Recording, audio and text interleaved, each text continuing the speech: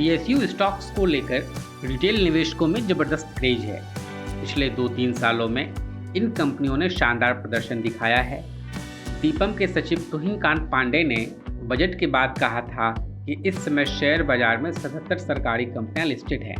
पिछले 3 सालों में इन कंपनियों का मार्केट कैप करीब 4 गुना बढ़कर 73 लाख करोड़ रुपए पर पहुंच गया है।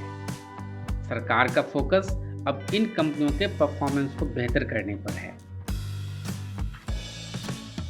जाहिर है, सरकार की इस रणनीति के कारण पीएसयू स्टॉक्स की थीम में अभी भी काफी दम है। इस वीडियो में हम जानेंगे कि भारत की सबसे बड़ी पावर जनरेशन कंपनी एनटीपीसी निवेश के लिहाज से कैसा है, इस कंपनी का फंडामेंटल कैसा है और आने वाले समय में ग्रोथ को लेकर क्या आउटलुक है।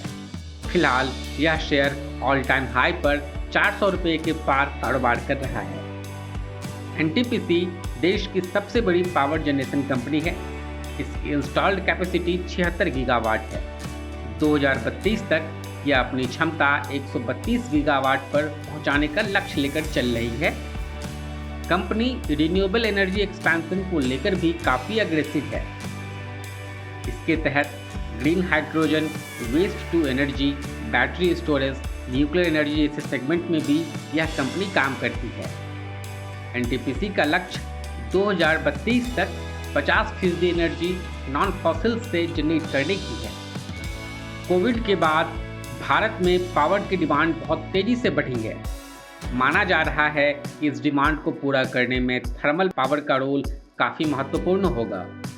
एनटीपीसी एक ऐसी कंपनी है जो थर्मल और रिन्यूएबल्स दोनों में काम करती है और एनर्जी की बढ़ती डिमांड को पूरा करने में सक्षम है। मिनिस्ट्री ऑफ पावर ने आने वाले समय में 80 गीगावाट की एडिशनल थर्मल पावर की ज़रूरत बताई है। इसमें 26 गीगावाट की कैपेसिटी अकेले एनटीपीसी अपने पोर्टफोलियो में जोड़ेगी। फिलहाल 9.5 गीगावाट की कैपेसिटी अंडर कंस्ट्रक्शन है और 8 गीगावाट की कैपेसिटी टेंडर प्रोसेस में है। इसके अलावा एनटीपीसी का 2.8 गीगावाट का न्यूक्लियर पावर प्लांट लगाने का भी प्लान है, जो लॉन्ग टर्म ग्रोथ के लिए बड़ा ट्रिगर होगा। इन तमाम फैक्टर्स को देखते हुए ब्रोकर्स इस पीएसयू स्टॉक को लेकर काफ़ी पॉजिटिव है।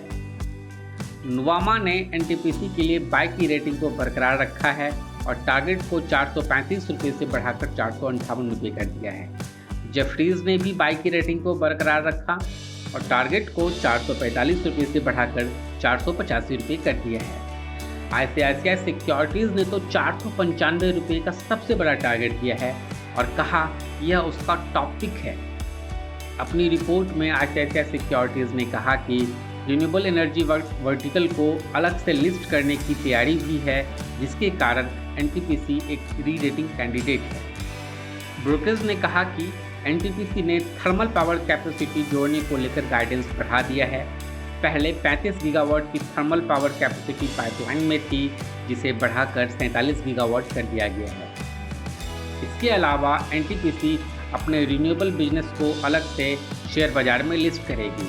यह री रेटिंग के लिए बड़ा ट्रिगर होगा और वैल्यू अनलॉकिंग भी होगी। यही वजह है कि आईसीआईसीआई सिक्योरिटीज़ ने इसे टॉप पिक के रूप में चुना है। कुल मिलाकर भारत के पावर सेक्टर प्ले में एनटीपीसी का बड़ा योगदान है और आने वाले समय में इसकी उपयोगिता बनी रहेगी। ऐसे में लॉन्ग टर्म के निवेशक इस पीएसयू स्टॉक को अपने पोर्टफोलियो में रखने पर विचार कर सकते हैं।